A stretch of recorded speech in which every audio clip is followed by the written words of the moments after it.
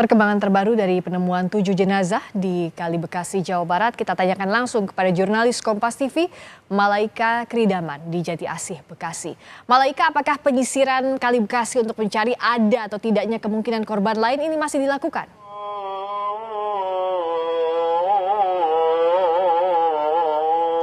Ya, selamat malam Friska dan juga saudara. Ini penyusuran di sekitaran Kali Bekasi, tempat kejadian perkara ditemukannya 7 jenazah memang sudah dihentikan.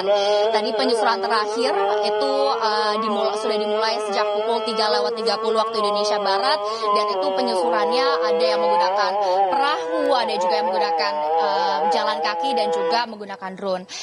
Namun memang dari Basarnas dan tim gabungan tadi juga sudah membagi tim gabungan menjadi 3. Ada tim yang menyusuri di sekitaran tempat kejadian perkara di sekitaran Kali Bekasi, Jawa Barat. Ada juga yang menyusuri dari TKP dari Kali Bekasi sampai ke pintu air, karena tadi berdasarkan informasi yang kami dapatkan khawatirnya dari warga dan juga dari tim gabungan ada barang-barang ataupun jenazah yang menyangkut di pintu air, karena khawatirnya jika ditemukan barang-barang dari para korban ataupun jenazah ini bisa sangat membantu dan juga mempermudah proses identifikasi dari para jenazah. Dan juga ada tim yang menyusuri dari Kali Bekasi hingga ke bawah jembatan Kemang Pratama yang merupakan hilir dari sungai ataupun Kali Bekasi ini. Namun memang sampai penyisiran ini selesai, itu tadi sekitar pukul 5:30 waktu Indonesia Barat, tidak ditemukan jenazah lain selain 7 jenazah yang tadi sudah ditemukan pagi tadi. Dan berdasarkan tadi pernyataan dari Kepala Kantor Pencarian dan Pertolongan Basarnas Jakarta, Desiana Kartika, mengatakan Basarnas baru memang akan melanjutkan pencarian jika ada laporan baru yang diterima oleh pihak kepolisian, baik dari keluarga, dari saksi maupun dari warga setempat.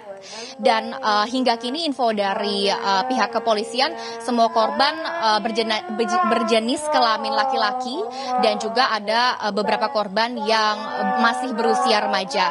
Dan sampai saat ini baru ada 2 dari keluarga korban yang menyampaikan bahwa memang salah satu anggota keluarganya kemungkinan adalah salah satu dari 7 jenazah yang ditemukan di sekitaran Kali Bekasi, Jawa Barat.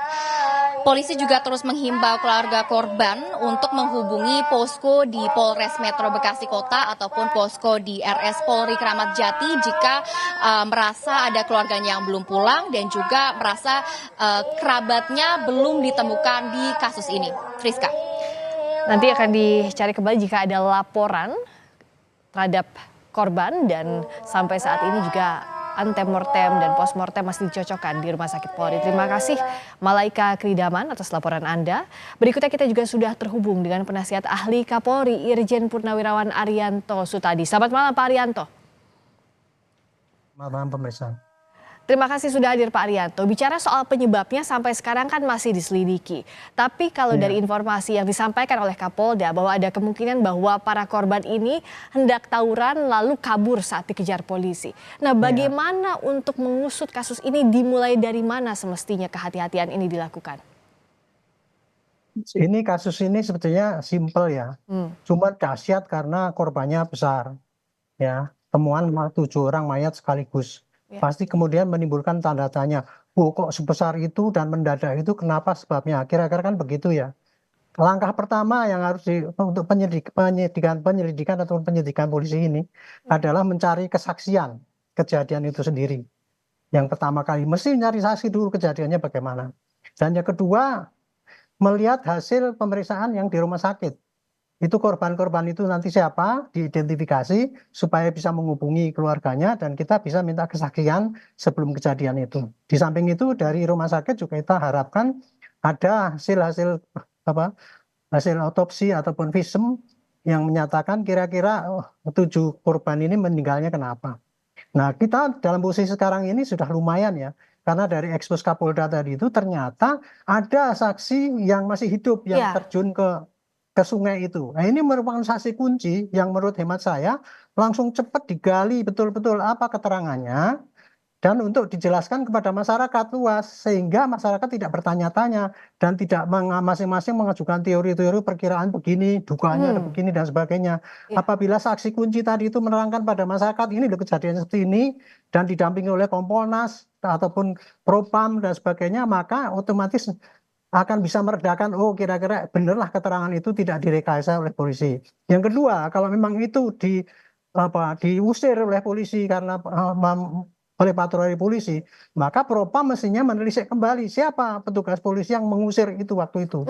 Sampai sekarang saya tidak tahu apakah sudah diperiksa atau belum, tapi mudah-mudahan cepat bisa diperiksa dan petugas yang dia mengadakan pengusiran itu ngomong lagi di depan media, ini loh begini ceritanya gitu. Ya. Sehingga dengan sangat cepat publik mendapatkan konsumsi informasi yang sangat diabarkan oleh publik, sehingga masing-masing pengamat ataupun orang yang seperti saya ini cuman berandai-andai kurang lebih begini begini kan menimbulkan pertanyaan banyak untuk polisi. Nah, jadi artinya kan kalau ada saksi kunci tadi seperti Pak Arianto bilang, ini harusnya bisa lebih cepat untuk diungkapnya karena ada korban selamat yang bersama-sama juga dengan 7 itu kan saksi jenazah yang ditemukan begitu ya. Nah, tapi di sisi lain tadi kita juga yang disoroti adalah ada polisi yang coba mengejar para korban ini yang diduga melakukan tawuran. Nah, saya mau tanya dulu Pak Arianto, sebenarnya SOP-nya jikalau misalnya ingin mengejar terduga pelaku tawuran itu seperti apa sih untuk pengejarannya itu SOP-nya?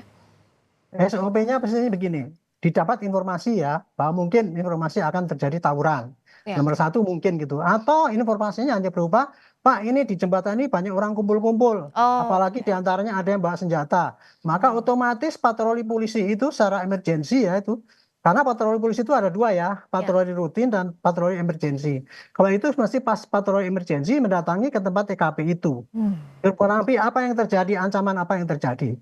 Tapi ketika ini kelihatannya ya kasusnya yang terjadi, begitu polisi datang ke tempat situ, yang berkumpul di situ udah ketakutan dan bubar lari gitu. Tadi saya dengar daripada Basarnas tadi bahwa mereka itu bukan terjun dari jembatan tapi terjun dari masuk ke hutan, kemudian banyak mau nyebrang ke kampung sebelah, tapi diantaranya ada yang meninggal dan ada yang selamat diantara 7 orang itu. Jadi kira-kira begitu. SOP-nya adalah patroli emergensi apabila ada gangguan yang mendadak otomatis akan mendatangi ke TKP. Mengecek apa yang terjadi. Tapi kemarin itu belum sampai ditanyakan, mungkin mereka takut lari sehingga kalang kabut dan bahkan sampai berusaha menyeberang walaupun mereka tidak bisa menyeberang dan akhirnya meninggal itulah. Oke. Itulah kira-kira. Kalau yang jadi pertanyaan sekarang juga banyak muncul kan adalah apakah ada kelalaian petugas atau tidak, misalnya ada pelanggaran SOP atau tidak. Untuk petugas yang melakukan tadi patroli itu juga harus ditanya seperti apa yang sudah dilakukan, termasuk dicocokkan dengan saksi yang hidup ya Pak ya? Betul. Jadi kalau seperti ini ya karena ada orang meninggal gitu ya. Biasanya kan meninggal itu kan bukan karena kejadiannya tapi karena tindakan polisi juga.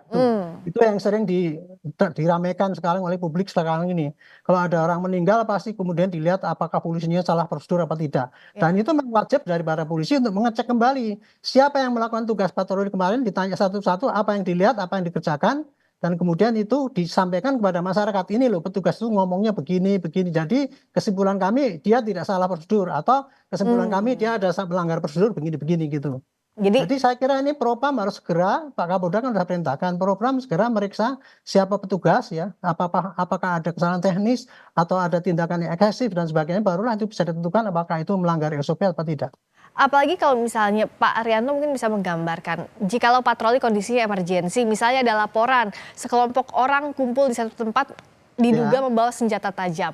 Nah itu seperti apa yang dilakukan? Baik itu petugas untuk menjaga warga misalnya agar tidak terkena akses misalnya takut ada tawuran atau sebagainya atau ancaman keamanan, dan bagaimana pula juga agar polisi tetap hati-hati dalam melakukan patroli itu Pak?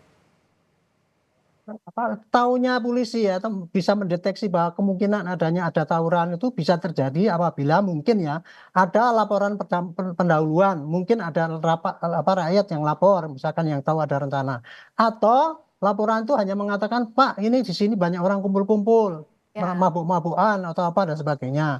Nah, itu kebetulan kemarin kan yang kumpul-kumpul di situ kan bukan orang situ kan gitu kan. Iya. Orang luar daerah. Jadi itu patut dicurigai, pasti itu ada sesuatu lah yang akan dikerjakan gitu.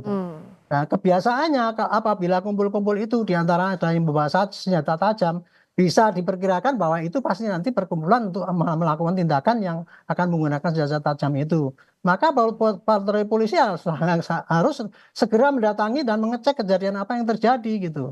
Tapi kemarin itu yang terjadi kan belum sempat ditanyakan apa dan sebagainya, mereka lari ke arah kampung kemudian nyebrang dan itulah yang terjadi, hilang.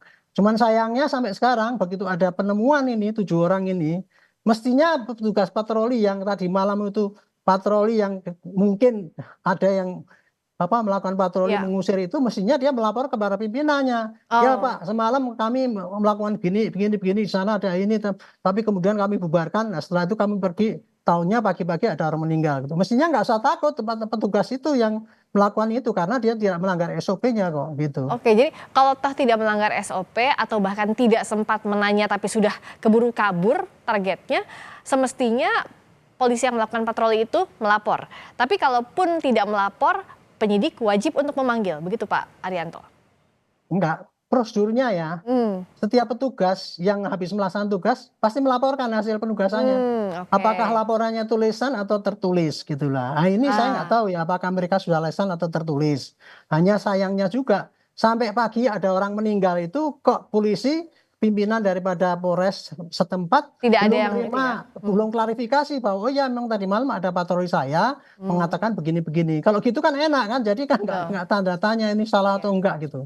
Kira-kira itu jadi. Dan yang jelas juga dalam pengungkapan ini harus transparan sesuai janji Polri tadi ya Pak Arianto ya?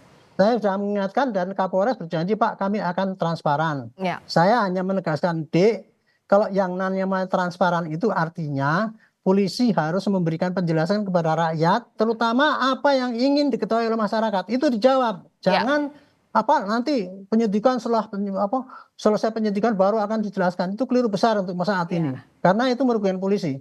Jadi sekarang polisi harus mengatakan bahwa ini loh yang terjadi, kita sudah meriksa ini, syukur-syukur orang yang diperiksa itu suruh ngomong sendiri di depan publik. Iya. Entah seperti saksi itu tadi, suruh ngomong sendiri di depan publik bahwa ini gini ceritanya kejadian gini, seperti media menanyakan para saksi yang cuma tahu sepotong-sepotong itu. Nah, ini kan saksi kunci polisi yang tahu. Mestinya polisi yang mempublikasi sehingga rakyat bisa tentram gitu. Ya, harus dipublikasikan jelas terang benderang agar tidak ada pertanyaan lagi dari publik. Baik, terima kasih Pak Arianto, Irjen Purnawirawan Arianto Stutadi, penasihat ahli Kapolri. Terima kasih Bapak.